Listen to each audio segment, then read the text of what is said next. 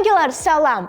Bu buraxılışımızı sevimli müəllimlərinizə göndərib, yaxşı ki sizin şagirdiniz, sizin tələbəniz olmuşam deyə bilərsiniz. Çünki bugün sevgi ötürürük müəllimlərimizə, özü də ən əzizlərinə. Elə şəhər əhalisi arasında da sorğu keçirib, onların sevimli müəllimlərinin kim olduğunu öyrənməyə çalışdıq. Sevimli müəlliminiz kim olub? Sevimli müəllim bizim ixtisas müəllimi dəmir yolunda Amin Nuriyev. Özü dəmir yolunda qatarların idarə olunması, onun istifadəsi haqqında məlumat verir bizə. Mənim sevimli müəllimim Gülçöhrə müəllimə olub, ibtidai sinif müəllimim olub. Hal-hazırda dünyası dəyişib, amma yenə də yadımdadır. Çox yaxşı müəllim olub. Elman müəllim olub. Elman müəllim fizika riyaziyyat dərsini tədris edirdi, repetitor yanında. Riyaziyyatı demək olar ki, sevdirən müəllim mənə olub. Məndə Karayalı müəllim olub, Yuyong Sonsenim, o Sangin Sonsenim olub, yəni Sonsenim müəllim. Sevimli müəllimim riyaziyyat müəlliməsi Gülten müəllim olub. Riyaziyyatı sevmirdim. 7-ci sinifə qədər ümumiyyətlə riyaziyyatla anlayışım yox idi. Onun sayəsində buraxılış imtahanında da ən yüksək nəticələrimdən bir riyaziyyat oldu. Bir ara riyaziyyat müəlliməsi olmaq istəyirdim. Sonra da hüquqa keçdi. Coğrafiya müəlliməm, Bilqeyis müəlliməm. İngilis dili müəlliməm, Şəfəq müəlliməm. Onlar mənim universitetə qəbul olmağıma çox kömək eləyiblər, tam təmənnasız. Sevimli müəllimim məktəbdən yada salsam var idi. Birinci müəllimə əlbəttə ki var idi. Amma deməzdim ki sevimli, o yadda qalan müəllimdir. Amma sevimli müəllimlərdən Cavidan müəllim vardı, tarix müəllimi. Sonra ixtisas üzrə konservatoriyada Bakı Musiqi Akademiyasında Hüseyn müəllim, yəni atalıq eləyən bir müəllim. Hesab edirəm ki, müəllim peşəsi doğrudan da çox müqəddəs peşədir və əlbəttə ki, müəllimlik elə ailədən başlanır. Atam, anam.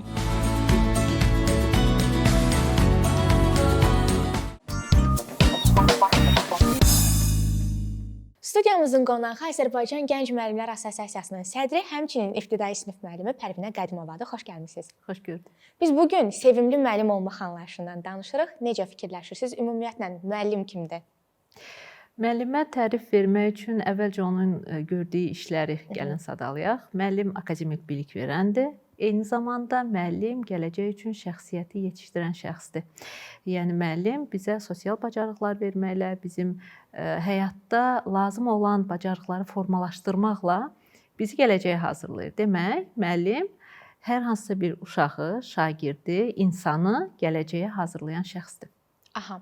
Bəs necə fikirləşirsiniz? Sevimli müəllim kimdir? Sevimli müəllim anlayışı şagirdlərə görə dəyişə bilər. Burada biraz subyektivlik yəqin ki önə çıxacaq. Çünki hər şagirdə görə sevimli anlayışı fərqlidir. Ola bilər hər hansısa bir şagirdə görə sevimli olan müəllim digər şagirdə görə sevimli deyil. Burada müəllimin də onunla qarşı olan münasibətlərində də fərq hissi oluna bilər.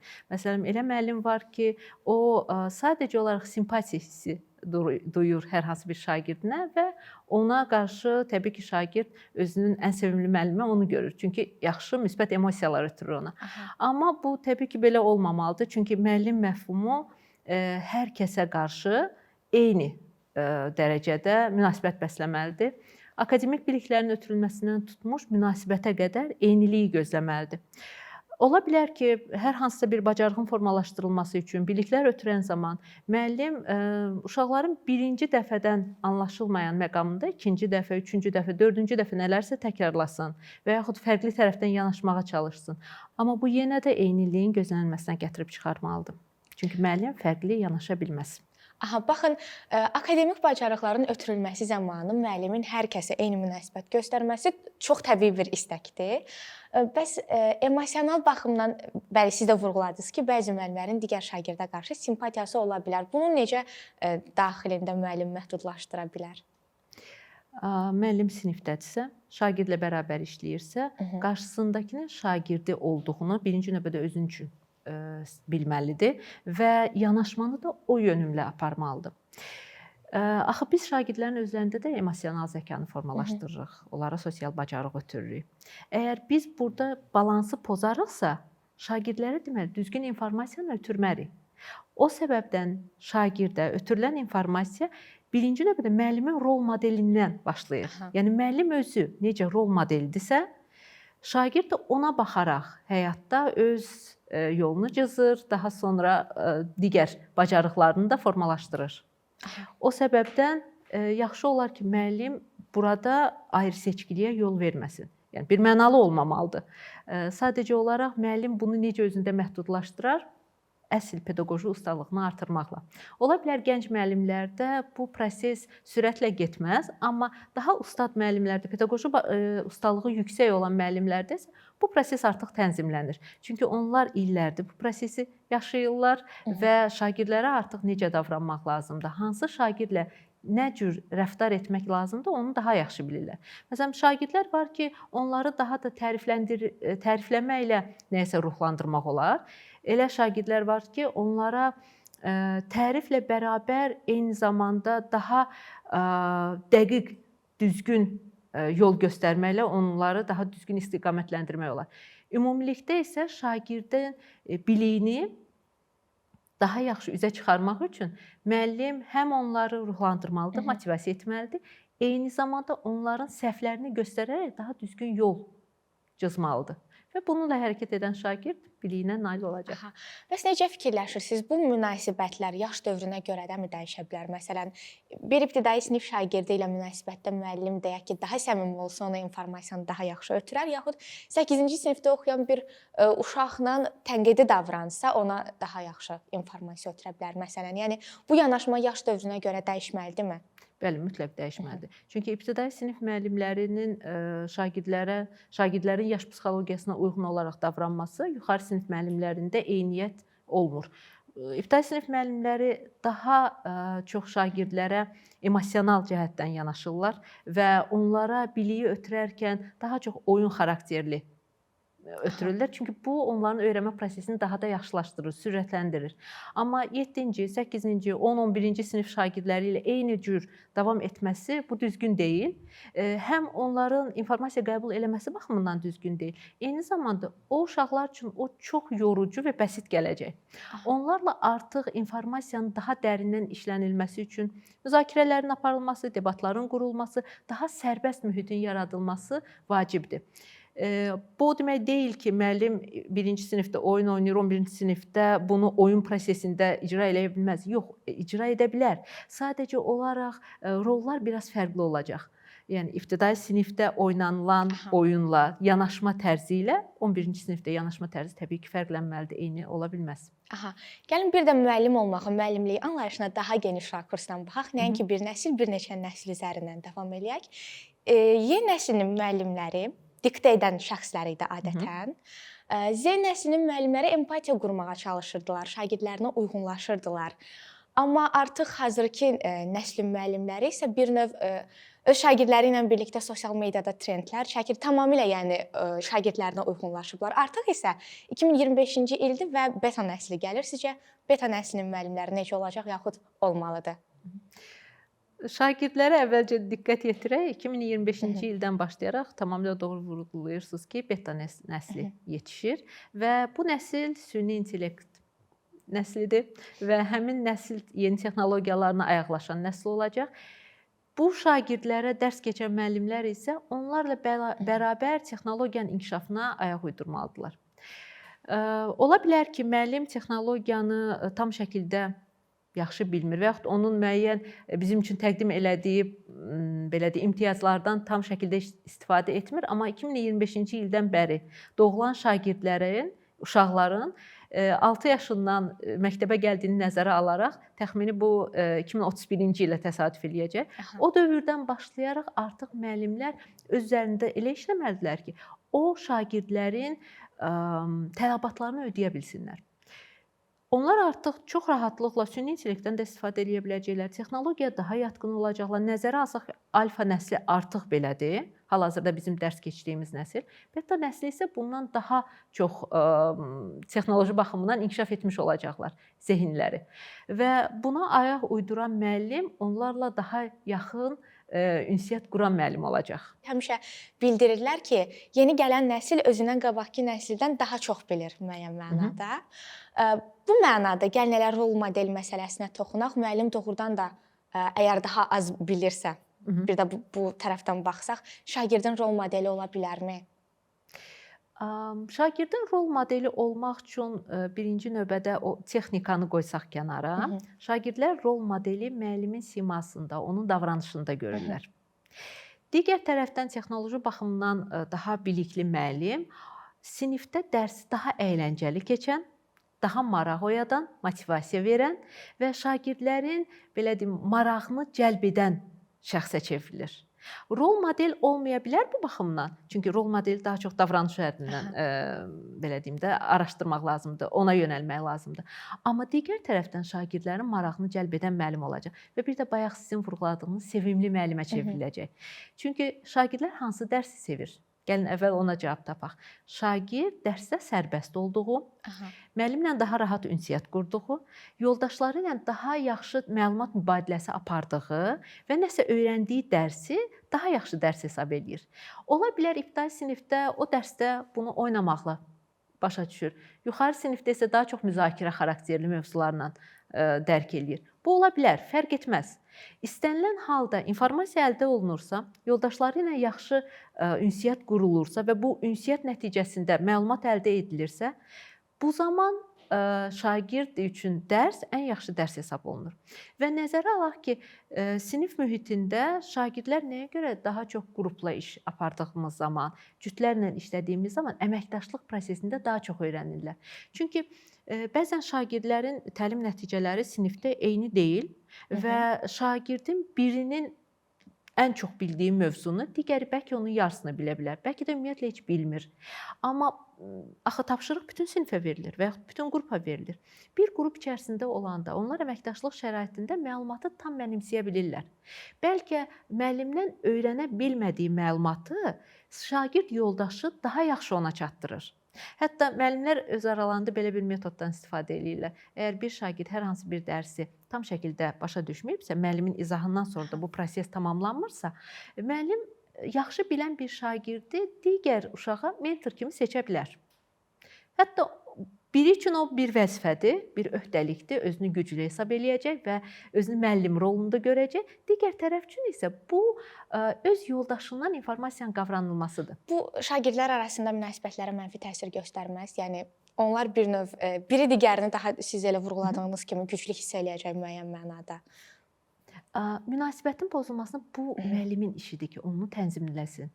Çünki müəllim əgər görürsə ki, şagirddə xüsusi liderlik bacarığı var və o egosunu daha da yüksəldir bununla, başqalarının üzərində təzyiq edir, təbii ki, həmin uşaqlara bu rolu vermək düzgün deyil.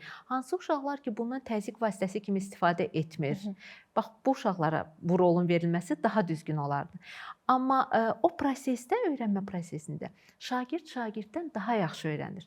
Baxın, gəlin baxaq, əgər biz eyni yaşdayıqsa, bir-birimizə dediyimiz sözləri daha yaxşı qəbul eləyirik. Və mən öz başa düşdüyüm kimi sizə izah eləyirəm. Şagird də eyni ilə elədi. Özü necə başa düşübsə, axı o uşaq kimi bunu başa düşür. Mən ona ümumi izah verə bilərəm, amma o necə başa düşürsə, onun uşaq kimi başa düşdüyüdür. Və bunu yoldaşına özü başa düşdüyü kimi çatdırır. Bu, onun üçün prosesin daha rahat çatdırılmasına vasitəçi olur. Və müəllimlər bundan istifadə edirlər, çox yaxşı da effekt verir. Qrup işi modelindən danışdınız. İnanın ki, hər bir sinifdə bir nəfər də olsa şagird olacaq ki, o qrupla işləmək istəməyəcək. Hansı ki, əslində bu bizim hazırda ən çox istifadə etdiyimiz metoddur. Yəni siz müəllimlərin ən çox istifadə etdiyi metoddur. Bəli, üsuldur. Necə fikirləşirsiniz? Bütün şagirdləri həmişə qane etmək olur? Qrupun içərisində, əgər qrup belə deyim də formalarından, təlim formalarından danışırıqsa, qruplarla işdə tamamilə doğru vurğulayırsınız ki, bəzən şagirdlər ümumiyyətlə qrupda işləmək istəmirlər, yoldaşlarından kənarlaşmaq istəyirlər. Bu zaman müəllim birinci araşdırmalıdır ki, niyə şagird qrupda işləmək istəmir? Ola bilər onun öyrənmə modeli o deyil. Bəlkə şagird daha fərqli və özünə qapanıqdır və ona verilən materialı kənarda oxuyub daha yaxşı qavraya bilər. O, ümumi səs-küy olan yerdə, hamının bir dəfəyə danışdığı yerdə, təcrübə mübadiləsinin çox getdiyi yerdə öyrənmə prosesinə qoşula bilmir. Bu da normaldır. Yəni, bu qeyri-adi deyil və biz o şagirdi kənarlaşdıra bilmərik. Amma bu prosesi necə tənzimləyə bilər müəllim? Sadəcə olaraq informasiyanı hamıya ötürdüyü halda ona da ayrıca ötürə bilər və şagirdlərin bərabər şəkildə oxumasını təmin edə bilər. Burada diqqət yetirmək lazımdır ki, müəllim orada fərdi yanaşmanı differensial yanaşma ilə səhv salmasın. Bəzən müəllimlərimiz fikirləşirlər ki, əgər mən şagirdlər başa düşməyəndə fərdi ona yanaşacağamsa, onda bütün sinifə izah eləyirəm, bütün sinif işləyir. Daha sonra isə o hansı şagird ki, başa düşməyib, onunla ayrıca işləyirəm və bunu adlandırırlar fərdi yanaşma. Bu əslində belə deyil, bu fərdi yanaşma deyil. Ayrı seçkilidir. Tamamilə doğrudur. Amma müəllim əgər şagird nəyisə başa düşmürsə və yaxud onun üçün çətinlik yaranırsa, metodlarını dəyişməlidir. İzahını hər dəfə eyni cür yox, fərqli tərzlərdə çatdırmalıdır. Şagird o 3 dəfə izahdan birində artıq nəyisə başa düşəcək. Və ya başqa üsullardan istifadə eləməlidir. Və sualınızın ikinci hissəsinə gələk ki, şagirdlərdə bu qane edicilik hissi, həmişə bunu qane etmək. Bəli, həmişə şagirdi qane edirmi bu proses? Ola bilər qane etməsin. Amma bayaq vurğuladığımız kimi biz cəmiyyətə şəxsiyyət hazırlayırıq və o cəmiyyətdə özünə yer tapmalıdır. Cəmiyyətdə yer tapmaq üçün isə o başqaları ilə ünsiyyət qurmağı bacarmalıdır, vəziyyətdən çıxış yolu tapmağı bacarmalıdır və bu bacarıqları formalaşdırmaq üçün məcburiyyət olmadan, təbii ki, şagirdi və yaxud başqa şəxsləri heç nəyə məcbur etmək olmaz. Amma müəllim bir çıxış yolu tapıb onu bu prosesə cəlb eləməlidir. Bunun çıxış yollarının əsası ona vəzifə verməkdir. Hər hansısa bir öhdəlik verməkdir və bu öhdəlikdə sonda ondan nəyisə tələb etməkdir. Məsələn, sonda təqdimatçı olmasını ona tapşıra bilər. O şagird istədi, istəmədi, prosesə qoşulacaq, nələrsə öyrənəcək. Çünki sonda o təqdimatçıdır. Sonda o bütün qrupun işini təqdim edəcək. Belə olduğu təqdirdə müəllim artıq şagirdi də prosesi cəlb edə bilər. Siz öz şagirdlərinizə tədris etdiyiniz fənlərdən başqa nə öyrədirsiniz və özünüzü sevimli müəllim hesab edirsinizmi? Tədris etdiyim fənlər Azərbaycan dili, riyaziyyat fənlərdə əsas. Çünki digər fənləri mən düşünürəm ki, digər müəllimlər tədris eləsə daha yaxşı akademik biliklər onlara ötürə bilər, həmçində bacarıqlar. Bu təbii ki, digər musiqi, təsvir incəsənət, texnologiya, fiziki tərbiyə bu kimi fənlərdir. Azərbaycan dili, riyaziyyat dərslərində bəli, mən onlara yetərdiyim qədər akademik bilikləri ötürə bilirəm və bu biliklərlə yanaşı özlərinin öyrənmə prosesini tənzimləyirəm. Məsələn, mənim öyrənməyi öyrədirsiniz. Bəli. Mənim düşüncəmdə onlar məndən asılı olmamalıdırlar bir müəllim kimi. Şagird özü öyrənməyi bacarmalıdır. Müstəqil öyrənmə bacarığını formalaşdırmaq lazımdır. Çünki bir neçə il bundan əvvəlki dönəmdə biz artıq gördük ki, şagirdlərdən hansılar müstəqil öyrənmə bacarığına malikdirlərsə, onlar müəllim olmadan da öyrənmə prosesini davam etdirə bilirlər. Hansı şagirdlərdə isə bu bacarıq formalaşmayıb, onlar sanki müəllimdən və yaxud valideyndən kimdənsə asılı vəziyyətdədirlər. Bu, gələcəkdə də onlara mane olacaq. Şagird özü araşdırmağı, nəyisə təhlil etməyi, nəticə çıxarmağı və təbii ki, öyrənməyi bacarmalıdır. Düzdür, bu birinci sinifdən yaranan bir bacarıq deyil. Bunun üçün illər lazımdır. Amma o proses əgər sinifdə düzgün tənzimlənirsə, deməli biz şagirdlərdə həm müstəqil öyrənməni formalaşdırırıq, düzgün ünsiyyət qurma bacarığı, emosional zəkanı daha da inkişaf elətdiririk. Çünki bu da hal-hazırki dövrdə vacib faktorlardan biridir. Özümü sevimli müəllim hesab eləyirəm, yoxsa yox, bunu şagirdlərindən soruşsanız daha yaxşı olar məncə. Amma ümumi sinifdə ab-havadan məncə sevimli müəllimlərdən biriyəm. Pərvinə xanım, deyirlər ki, ibtidai sinif müəllimləri ən əziz olmasa da həmişə ən yadda qalan müəllim mütləq olurlar. Biz isə sizə həmçinin ən əziz müəllim həmişə olmağı arzulayırıq. Çox sağ olun. Təşəkkürlər, çox sağ olun. Gənclərlə bağlı xəbərlərimiz var. Magda xəbər vaxtıdır. Azərbaycan Respublikası Gənclər və İdman Nazirliyinin dəstəyi, Azərbaycan Tələbə Gənclər Təşkilatları İttifaqının təşkilatçılığı ilə 4-7 fevral tarixlərində Şəki şəhərində Gənclər Həftəsi çərçivəsində region gənclərindən ibarət Gənclər düşərgəsi 2025 keçirildi. Düşərgədə Şirvan Salyan, Gəncə Daşkəsən, Lənkəran Astara, Qarabağ və Qazax Tovuz gəncləri iştirak edib. Düşərgə çərçivəsində müxtəlif seminarlar, təlimlər və görüşlər keçirilib.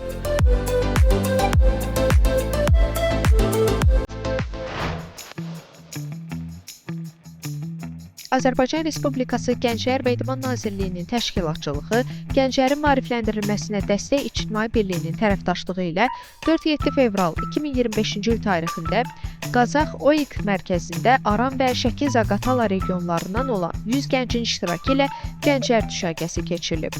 Düşərgə çərçivəsində təşkil olunan fəaliyyətlər, təlimlər, intellektual oyunlar, əyləncəli proqramlar, ekskursiyalar təşkil olunub.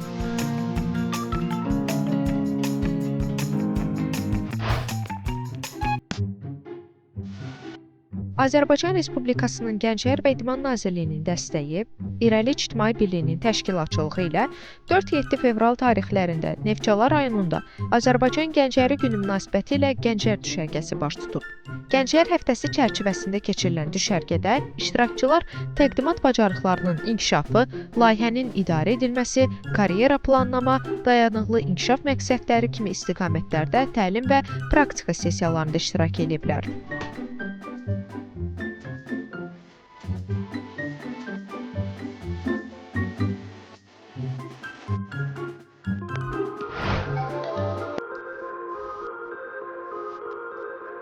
...4-7 fevral tarixlərində Mingəçevir şəhəri Kür Olimpiya Tədris İdman Mərkəzində Azərbaycan Respublikası Gənclər və İdman Nazirliyinin dəstəyi, Vətəndaş Cəmiyyətində Debat İctimai Birliyinin təşkilatçılığı ilə Gənclər düşərgəsi 2025 keçirilib. Düşərgədə gənclərin şəxsi və peşəkar inkişafına yönəlmiş təlimlər, seminarlar və əyləncəli fəaliyyətlər təşkil olunub.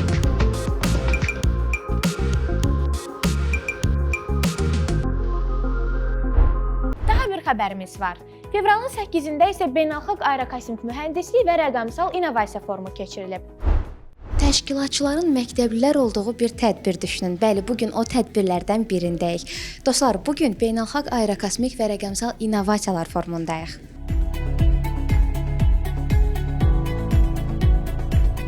Azərkosmosun Kosmik Akademiyasında baş tutan tədbirdə iştirakçılar orta məktəbin yuxarı sinif şagirdləri olub. Tədbirdə gənclərin qlobal məsələləri paneldə müzakirə etməsi üçün geniş şərait yaradılıb. Forumun əsas məqsədlərindən biri ideyaların mübadiləsi üçün platforma yaratmaqla yanaşı iri şirkətlərlə gənclər arasında körpü qurmaq olub. Biz bu foruma bir ildən çox belə hazırlaşırdıq və hər şey təxmini bir il əvvəl bizim ofisimizdə baş tutmuşdu. Nə vaxtı ki bizim sədrimizlə Yusuf bəylə hələ başlamışdıq, bu forumun fikri gəlmişdi və biz bir-bir başlayırdıq partnyorlar axtarma və onlarla artıq əlaqə qurmaq çalışırdıq. Belə ki, bizim hardasa bugün 5 panelimiz var və bu 5 paneldə birisi Youth Talks olmaqla, yəni gənclərin paneli olmaqla, 4-ü isə ekspertlər tərəfindən hazırlanmış paneldir. Bu 4 paneldə isə biz istəyirik öz gənclərimizi belə deyim ekspertlər tərəfindən olan məlumatlarla üzləşdirək, onlara tanış edək. Bu forumun əsas məqsədi aerokosmik sahəyə ümumi marağı olan gəncləri bir araya gətirmək və onların mövzu ilə bağlı daha çox məlumat verməkdir. Tədbirlə bağlı bizdə çox gözəl spikerlərimiz var və istəyərdik ki, onlar gəncləri ruhlandırsınlar. Biz inanırıq ki, gənclər bizim gələcəyimizdir. Ona görə onları maarifləndirmək bizim üçün çox önəmlidir.